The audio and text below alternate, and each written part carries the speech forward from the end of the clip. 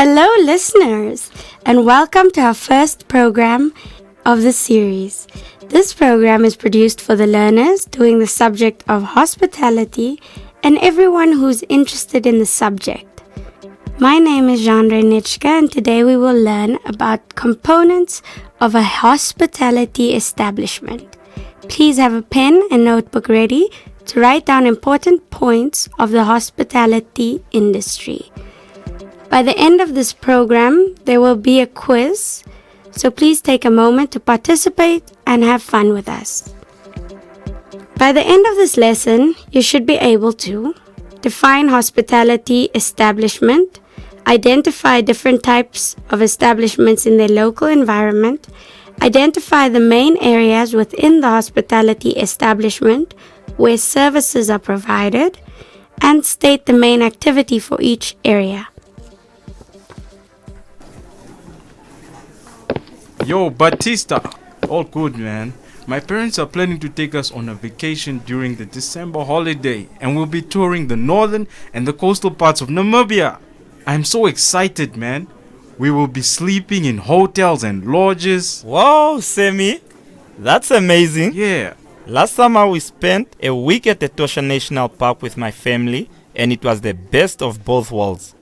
We slept at Halali resorts, and I am telling you, Semi, it's quality for money. I can't wait to visit that lodge. Let me see that newspaper. Maybe we will find something cheaper in accommodations that my parents may reserve for us. Else, how about we ask our hospitality teacher? Sammy, Batista, what's up with the noise? Miss, we are talking about Semi's December vacation. Now I was helping her to find the best hotels and lodges that her parents can consider. Wow, that's impressive. This will lead us to today's topic, components of a hospitality establishment. And by the end of our program, you will have a basic knowledge of what hospitality establishments are, the different types of hospitality establishments, as well as the main areas found within those establishments. It's a good thing your parents are exposing you to the hospitality industry, where you'll get a chance to visit some of the hospitality establishments yourself. Batista, let's pay more attention. Today's lesson sounds like it's going to be interesting. Okay, first let us define the term hospitality establishment. What is hospitality establishment, ma'am? It is any place in the business of providing accommodation, food and drinks, as well as other services and advice to the guests. Very often these guests are travelers or tourists, but sometimes they are locals eating out at a restaurant or enjoying tea and cake at a cafe. Oh. So, is there any place that is offering either accommodation, food, or beverages to guests? Yes, Batista, you're exactly correct. There are types of hospitality establishments which vary based on sizes, locations, types of services they offer, or even the products that they sell. The types of hospitality establishments are as follows: hotels, motels, lodges, bed and breakfasts, restaurants, bars, rest camps, backpackers, guest houses, hotels, etc. Miss, Yes, Sammy? do we have these places in Namibia? Yes, we do. Why do you ask? Because I know my uncle has a bar and a restaurant. I just didn't know there are also hospitality establishments. Of course they are, Sammy. And your uncle is definitely in the hospitality industry. Namibia has a lot of different hospitality establishments across the country, such as Eha Lodge in Ruakana, Kai Oms Backpackers in Ocho, Africa Stadthaus Hotel in Ongwediva, Kobe River Camp in Katima Mulilo, Crocodile Ranch Restaurant in Ochivarongo, Strand Hotel in Swakopmund, and many others. Wow, I've never been to a hotel before. and I just can't wait for my family's December vacation to materialize. Miss, Yes, Sammy? could you please give us more information about how the hospitality establishments are structured? Sure. But before I do that, Batista, why don't you share your experience with us? What areas did you see at the places you visited before that shows you the differences, especially in services provided at each place? Okay. All I can remember right now is the reception area where we got checked in, restaurant with a bar area where we had most of our meals when we didn't go out, as well as the luxurious bedrooms where we slept. My parents always booked an extra room for me and my little brother. That's brilliant, Batista. There are two main areas within a hospitality establishment, known as the front of house and the back of house.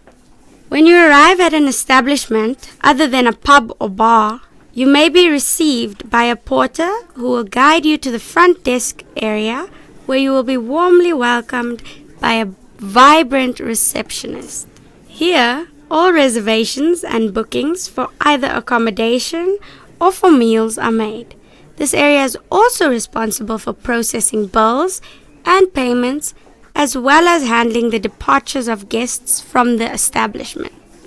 In the case of meal bookings, a waiter or waitress will then guide you to the available table and take both your food and drink orders. And this is where the front of house area ends. Sure. This is so interesting. So people like security guards, the porters, the valets, receptionists, concierge, waitress or waitresses are all part of the front house staff? Yes, Sammy, you're very correct. However, these establishments may be run by various managers who may divide different departments among themselves according to their personal area of specialization and experiences. What about chefs? The kitchen, where chefs and other kitchen staff prepare food and beverages, are regarded as the back of house area because the guests do not directly come into contact with them. If a client is being booked for accommodation, a concierge, usually in larger hotels, or the front desk officer will take you to the housekeeping area, which is also part of the back of house for your accommodation needs. After you've been checked in and a room key was given to you, here, professional laundry services are also offered. And that concludes our lesson for today. Wow, ma'am. Now I understand what hospitality establishments are, the different types, as well as their main areas and their main activities that are carried out at these main areas. I'm very pleased to hear that you've been paying attention as I was teaching. Remember, you are free to ask where you don't understand, always. And I'm here to ensure the education and learning process happens smoothly. As we conclude today's lesson, let us listen to today's activity. Visit any local hospitality establishment in your area. And 1. State the establishment name. 2. Identify which type of establishment it may be. 3. Identify the main areas in that establishment and activities that are done there, as well as identify any different careers, jobs done by any different 3 people in that establishment. Write down all your answers in your notebook and we will discuss them next time in class. This is the end of our lesson. Have a good day and keep safe. This program was brought to you by NAMCOL with funding from the Ministry of Education, Arts and Culture and the Commonwealth of Learning.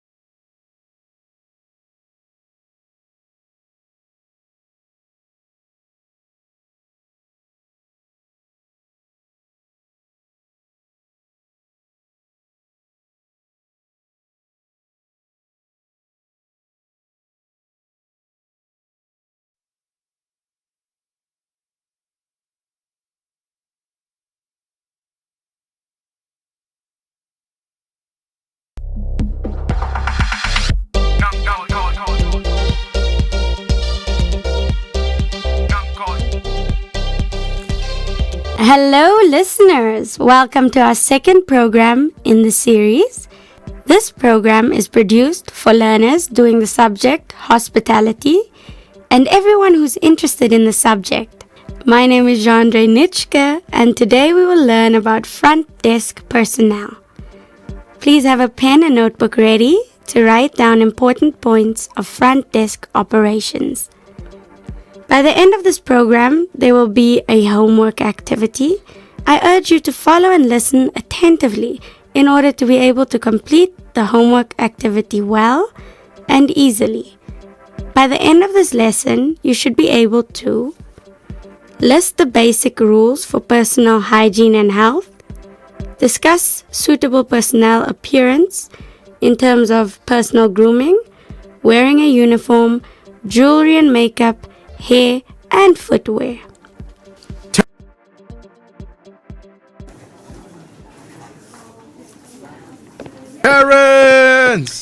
Terence, I always wonder why hotel staff always look so presentable and well groomed. Especially the receptionist must always look presentable, vibrant, and always smiling. Don't hotel receptionists get tired of maintaining that smile? Do they even get angry? Well, Terence, I also have that same question as you, my friend. Hotel receptionists are always wearing uniforms. So, boys, I didn't mean to eavesdrop, but I kind of heard your conversation and I would be delighted to help you. It's okay, ma'am. Miss Shanika, are there rules that guide front desk personnel to maintain their appearance?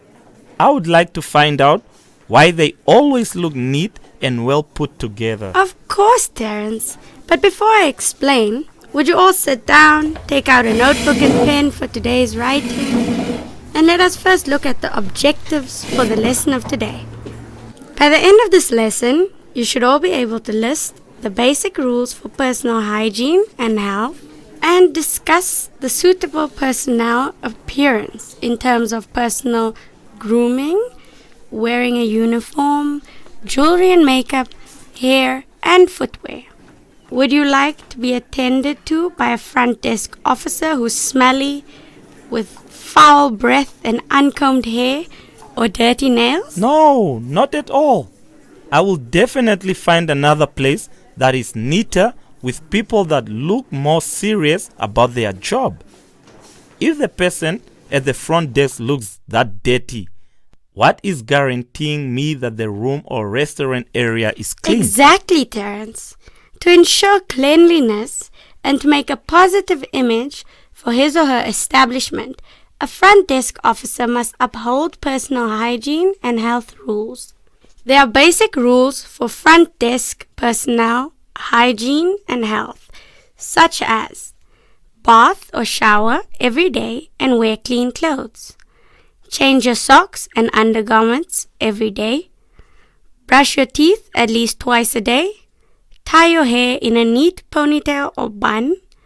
Use a clean nail brush to clean under your nails and trim them short. When sneezing or coughing, cover your mouth and nose with a tissue and throw the tissue away afterwards. Wash your hands with warm soapy water. Alternatively, you could also use hand sanitizer. Do not comb your hair or apply makeup in public. Do not pick your nose, teeth, or scratch your head in front of guests. Do not sit or lean on work areas. Wash your hands always after using the toilet, after a smoke break, after handling dirty materials and chemicals. When you are ill, stay at home to avoid infecting others. Avoid the use of alcohol and drugs, and exercise regularly and eat a healthy, balanced diet. Okay, miss, but why are these rules so important? Okay, King. It's important because the front desk officer can create a good and lasting image of the establishment.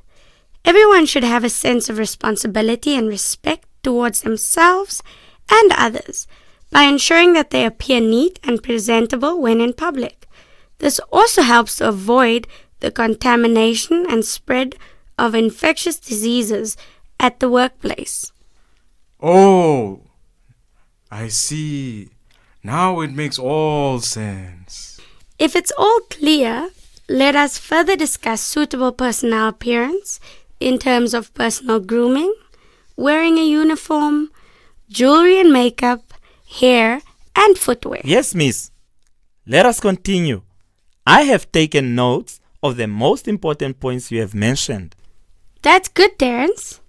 So, for personal grooming, clothes must be clean and neatly ironed. Keep your hair clean and in a neat style. Fingernails and toenails must be clean at all times and should be regularly clipped or manicured. And men should shave every day. Those with a beard or mustache must keep them clean and neatly trimmed. So, there is no way I can have long beards when I work at the front desk? Exactly, Terence. Your beard must always be short and well trimmed. With regards to wearing a uniform, the uniform should look new and should be replaced as soon as it gets old. Don't wear non-uniform items. Make sure that you have the right size fitting uniform. Skirts should be a proper length and appropriate for the work done. I was looking forward to changing my fashionable clothes every day when I start working. I cannot believe we are still going to be in these uniforms. But Terence, a uniform makes the staff identifiable to the guests. How do you intend to identify guests without a uniform? It also creates a uniformity look that adds value to services provided at an establishment. Do not despair just yet. There are many occasions where you can wear your fashionable clothes after work. And when it comes to jewelry, earrings should be small and neat. Watches are usually allowed, unless they are a hazard in the workplace. Wedding rings are usually allowed to be worn by front desk personnel. However, it's advisable to avoid too much makeup. Daytime makeup should be light and subtle. False eyelashes are not recommended. Your hair should be neat and tidy. Longer hair should be tied up. Men should keep their hair trimmed, clean and neat. And finally, a hotel receptionist should wear comfortable shoes from low-heeled to medium-heeled shoes to ensure that they carry out their daily activities comfortably. That is everything we had to discuss today. Wow, this was an interesting session. Now I understand why front desk personnel need to look so presentable. King, I'm very happy to know that you understood everything. Thank you, ma'am. So here's the activity for today. Pick a partner and visit any hospitality establishment in your area. With the help of the front desk officer or manager, discuss suitable personnel appearance in the establishment in terms of personal grooming, wearing a uniform, jewelry and makeup, hair and footwear. This is the end of our lesson. Have a good day and keep safe. This program was brought to you by NAMCOL with funding from the Ministry of Education, Arts and Culture and the Commonwealth of Learning.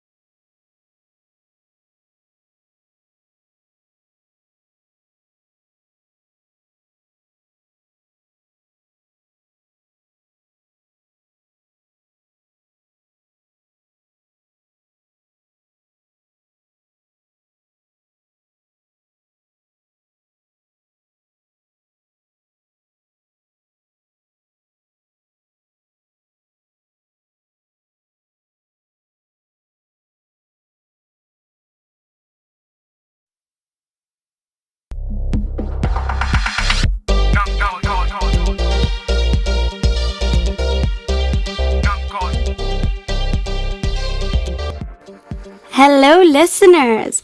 Welcome to our third program in the series.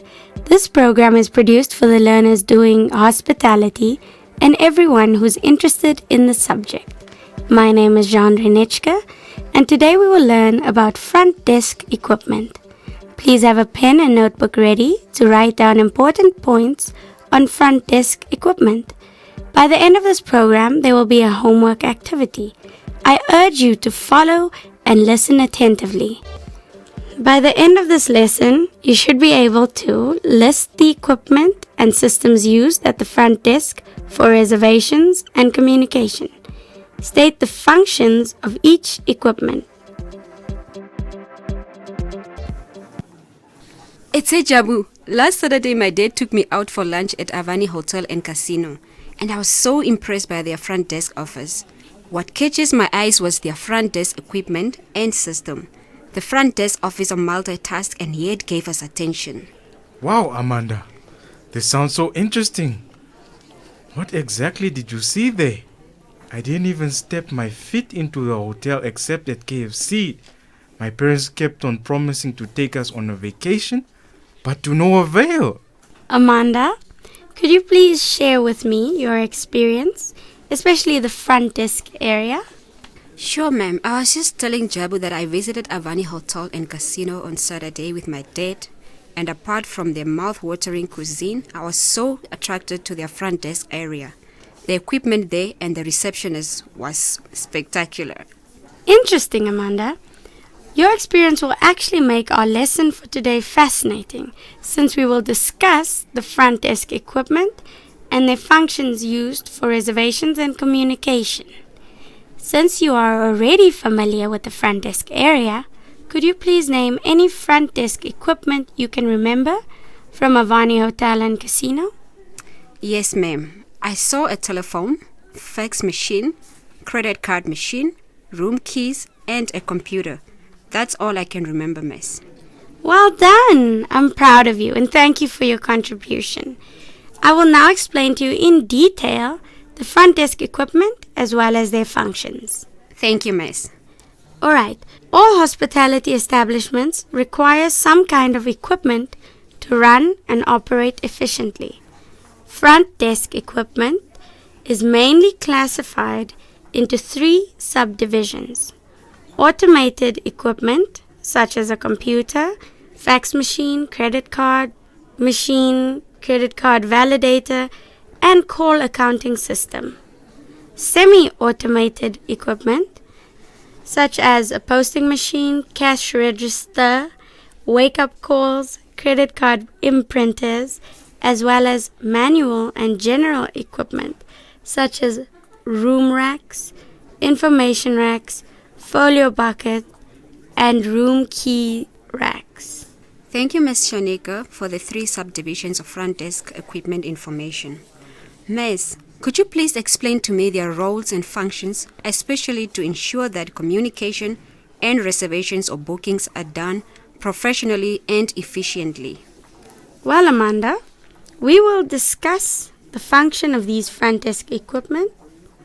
We will discuss the function of this front desk equipment and their roles to aid effective communication and reservation at any hospitality establishment. Okay, ma'am. Could you start with the automated equipment such as computer, fax machine, credit card validator, credit card machine, and call accounting system, please? Sure. So under automated equipment, we have front desk equipment such as a computer, which will help the hospitality establishment to run effectively, especially when connected to the internet or Wi-Fi and email services. Nowadays, computers at hotels are used to create bills and invoices, monitor bookings and reservations, check in and check out of guests, help with typing of mails, letters, surfing the net, as well as storing information of guests. A fax machine, the full form of fax, is facsimile automated Xerox machine. This is used to receive and send official documents electronically over a telephone network.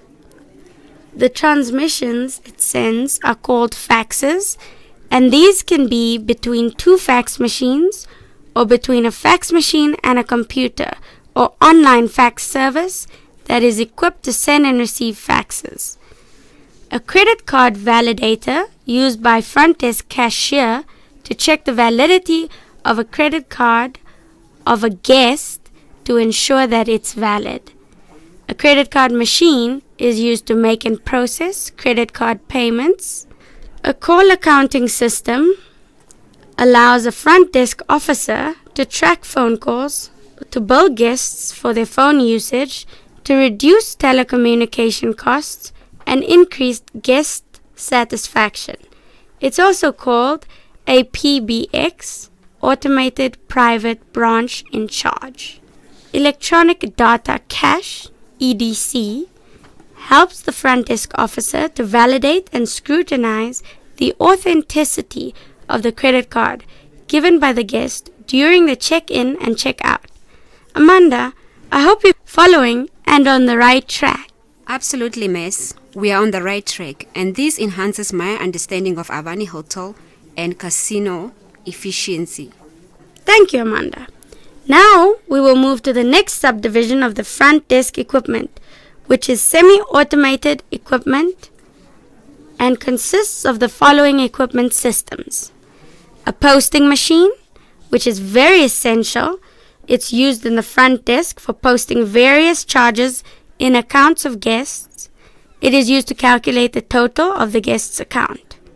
A cash register, used for registering and calculating transactions. It is usually attached to a drawer for storing cash and valuables.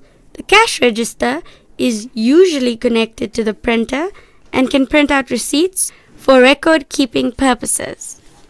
Telephone equipment and system. Normally, a telephone is used to make outgoing and receive incoming calls. A telephone is also connected to a system called the wake-up call system. Many hospitality establishments provide a wake-up call service to their guests. The guest will indicate to the front desk officer the exact time they should be woken up. Then the front desk officer will feed into the system the name of the guest, room, and telephone number, and the telephone will automatically ring at that particular time in the guest's room, waking up the guest. They also have credit card imprinters. This is a non-electronic, manually operated machine that makes an imprint, hence the name, of the face of your credit card and transfers it onto a double receipt. Once an imprint of the guest's credit card is successfully accomplished, he or she should sign it, and the front desk officer rips off the perforated edge and keeps the original top copy and gives the imprinted bottom copy to the guest. Do you all understand? Yes, ma'am. Yes, Miss. I understand. And I also took notes. That's great, Amanda. Finally, let us discuss the manual and general equipment, or what is known as non-automated equipment. These are, for example, a room rack, which is a large wooden framework rack designed to hold room rack slips, registration records that display the guest and room status information.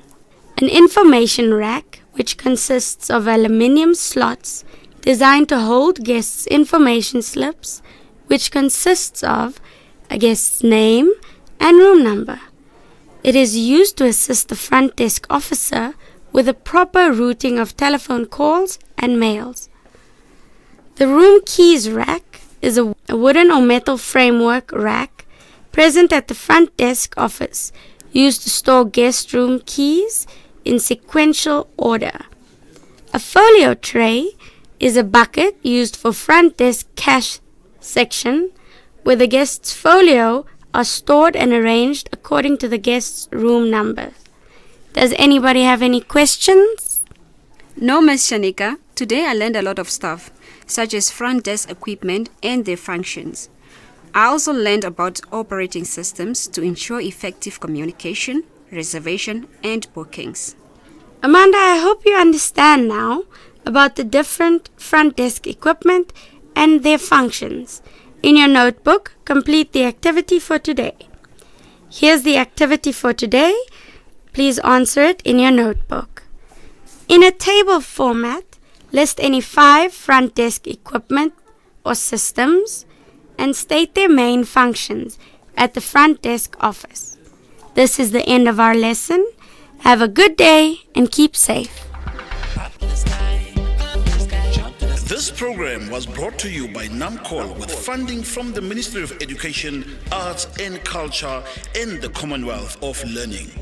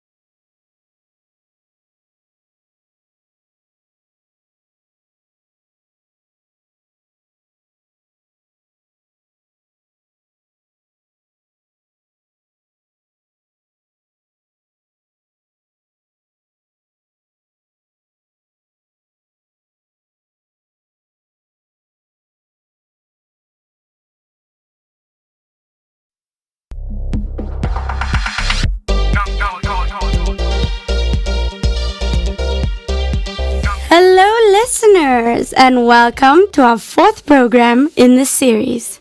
This program is produced for the learners doing hospitality and everyone who's interested in the subject. My name is Jean Renechke, and today we will learn about the kitchen layout. Please have a pen and notebook ready to write down important points about the kitchen layout. By the end of this program, there will be a quiz. I urge you to follow and listen attentively in order to participate in the quiz. By the end of this lesson, you should be able to identify and describe the functions of the different areas in the kitchen.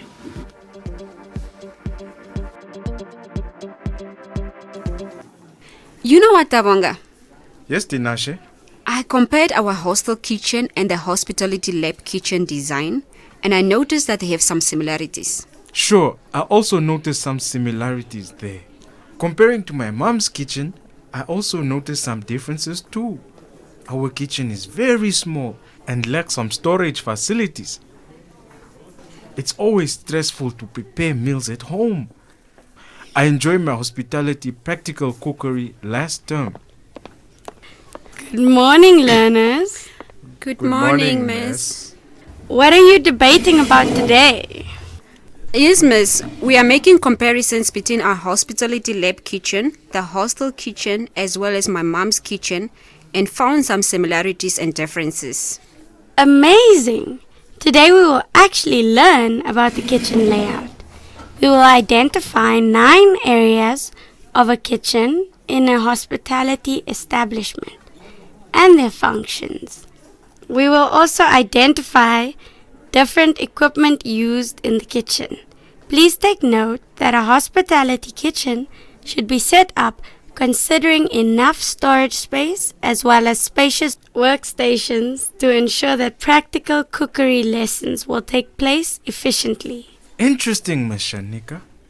Will you be taking us to the hospitality establishment in our areas to observe these areas and the way the kitchens are laid out? Sure, Tavonga. As long as you pay attention and complete all your tasks, we will visit the hotel opposite the bus stop after we complete this topic. Tinashe, could you please name 4 areas that you observed in the hostel kitchen? Yes, ma'am. I saw stoves, sinks, a cold storage, as well as the garbage bin. Well, Tinashe, your knowledge will positively contribute to our lesson for today. There are 9 stations in our hospitality kitchen, which we will discuss now. There's a delivery area, which requires enough space to bring loaded trolleys of food, ingredients into the storage area. A fridge should be easily accessible so that perishable ingredients could be stored immediately upon delivery. There's also a storage area, which has 2 types of storages known as cold and dry. Cold storage could be a fridge or a walk-in cold room, depending on the size of your restaurant. Dry storage is for all the products that need to be kept dry and away from heat. This could be a neat set of shelves, a large cupboard with a number of shelves, or a walk-in storage area. What sorts of food can be stored in each of these storage areas? Mem. Yes, Tavonga?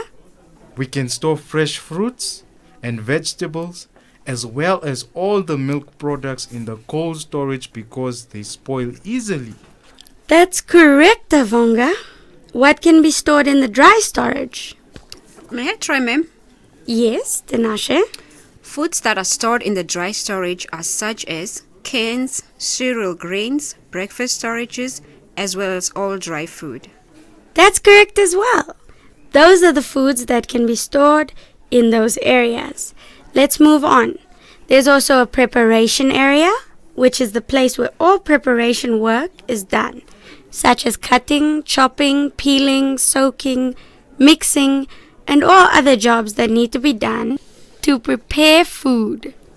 This should be a table of work or a surface with a cupboard or shelves built underneath to store mixers, blenders, and other preparation equipment.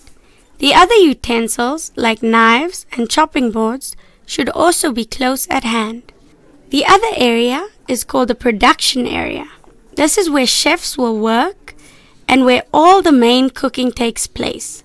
The ovens, grills, deep fryer, and the preparation surface will be in this area. It's usually the central part of the kitchen to allow the support staff to get to the production area with their prepared items. I hope you are following so far. Yes, ma'am, we are. Yes, ma'am, we are. I'm following and taking my notes as well. So far, I learned about the delivery storage, preparation, as well as the production area. I'm keen to learn about the 5 remaining areas. Well, let's look at the next area. This is called the service area. It is where the chef brings finished meals before servers take them out to the customers.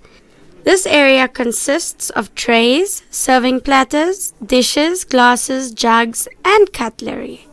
Another area is the warming area.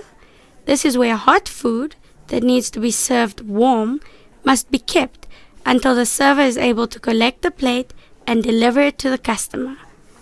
There should be cloths left nearby so that servers can lift hot plates without burning themselves.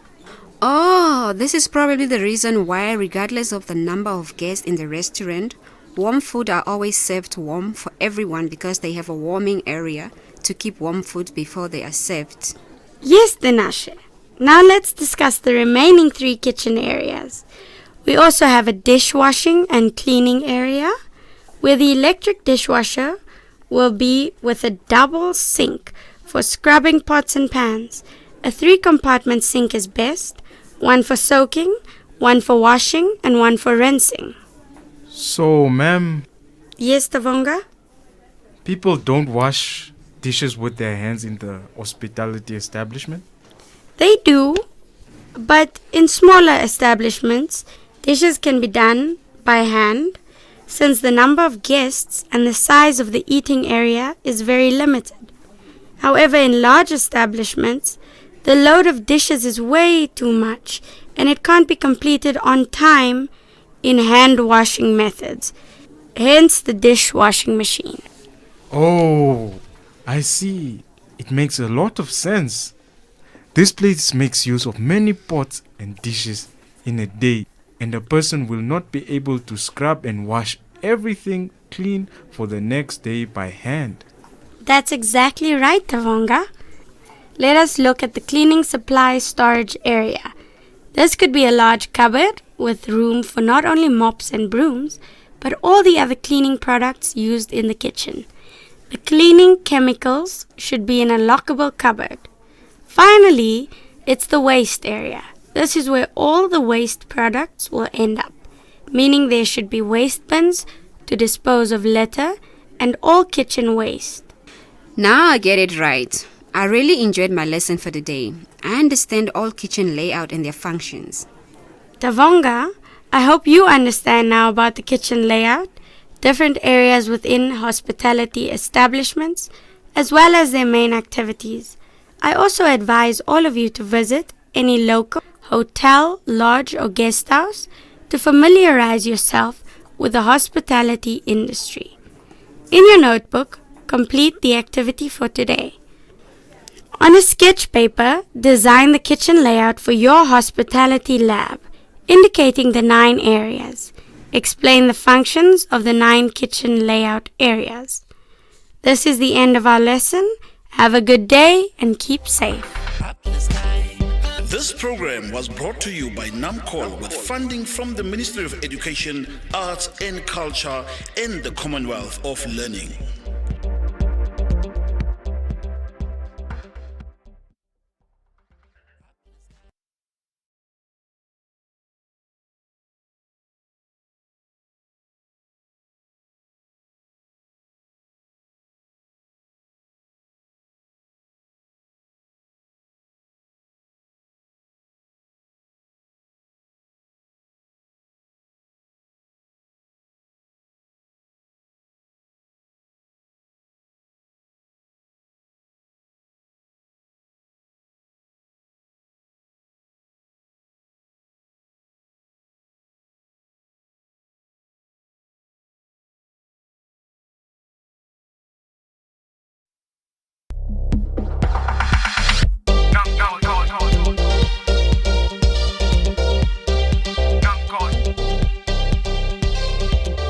Hello, listeners, and welcome to our 5th program in the series Let's Learn Hospitality.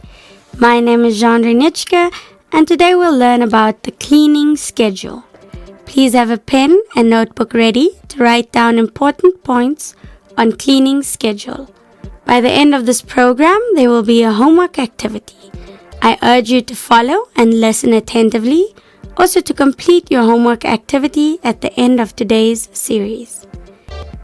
By the end of this lesson, you should be able to state the purpose of a cleaning schedule, list the information contained in a cleaning schedule, identify different areas to be cleaned, sort cleaning agents according to different areas to be cleaned.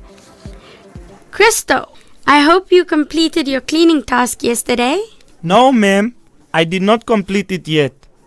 I'm stuck with the cleaning plan and do not know which cleaning agents to use for different areas. Okay.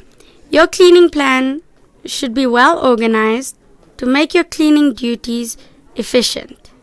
Why are the housekeeping cleaners always on duties? Well, Christo, housekeeping cleaners are not always on duty, but they follow a certain cleaning schedule that guides them on where to clean and who should clean. Then at the end of each cleaning schedule, they will sign on the cleaning schedule form next to their name. Miss Shanika, a cleaning schedule again? Does that really matter? I thought cleaning is just cleaning as long as the hotel is cleaned. Hotels have the highest standard of cleaning. All areas should be spring cleaned in order to make visitors comfortable. The purpose of a cleaning schedule is to assist in ensuring that the hotel is maintained to the level of cleanliness at all times, and it ensures that no item is forgotten. Some cleaning items in a cleaning schedule will be required to be cleaned per hour, per day, per week, monthly, and even yearly. Miss Shanika, now I understand why some accommodation places are well maintained and look hygienic. There is always someone on duty to ensure the place is clean all the time. Can you please explain the information on the cleaning schedule? Well, Christo, a cleaning schedule includes cleaning of equipment, tools, containers, structures, and grounds, and identifies the area or equipment to be cleaned, the time period between each cleaning, and the person or persons responsible for the cleaning. As it is completed, it also becomes a work record. Normally, a cleaning schedule is just a form that contains all this information. Okay, miss. I will try to design my own cleaning schedule to make my cleaning efficient. Now, what areas need to be cleaned and how should they be cleaned, miss? Well, Christo, it's the duty of a housekeeping staff member to ensure that all the areas in the hotel are sparkling clean. The housekeeper should ensure that the wet areas and dry areas of the hospitality establishment are well cleaned and well disinfected. The following areas should be cleaned and disinfected: the bedroom, which includes linens, beds, furniture, mirrors, floor, curtains, telephone, TV, and remote controls. The bathroom, which includes the basin, bathroom cabinet, wardrobe, bathtub or shower, toilet, floor, mirror, and dustbin. The public areas, which includes the entrance hall, lobby, front desk, corridor, and lifts. Other areas include the dining area, the banquet area, conference room, sales and administration offices, parking, and front of the establishment. Okay, Miss Shanika. Now I understand different areas to be cleaned in the hospitality establishment. Miss, still, you did not explain to me about the cleaning agents and detergents. Okay, Christo. So I will explain to you which cleaning agents and detergents to use when cleaning those specific areas. When cleaning the bathroom, which includes linen and curtains, use washing powder, fabric softener, or bleach for white linens.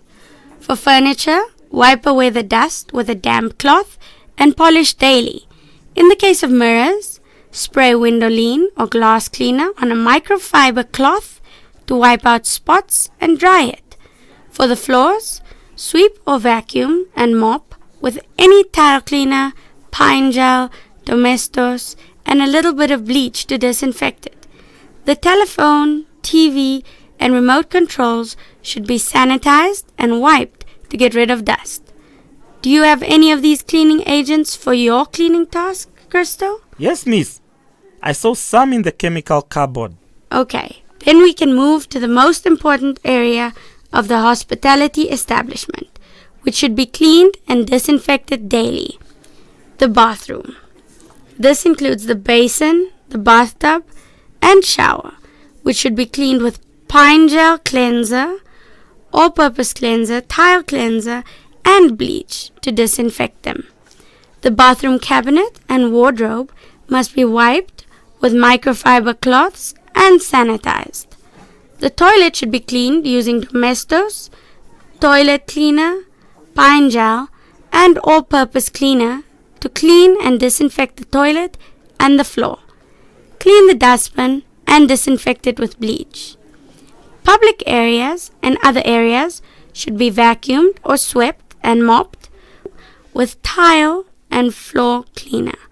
Equipment at the front desk should be well disinfected and sanitized daily. Well, Miss Shanika, I now understand and will sort out cleaning agents based on the areas they are supposed to clean. This will make my cleaning task of a bathroom easier. Well done, Christo, and thank you, listeners, for listening to our program for today. Here's the activity for today. Please answer them in your notebook. Why is a cleaning schedule important? List 4 types of information contained in a cleaning schedule. State the cleaning agents for the following areas of a hospitality establishment: a toilet, floor, shower, windows, and linens. This is the end of our lesson. Have a good day and keep safe. This program was brought to you by NAMCOL with funding from the Ministry of Education, Arts and Culture and the Commonwealth of Learning.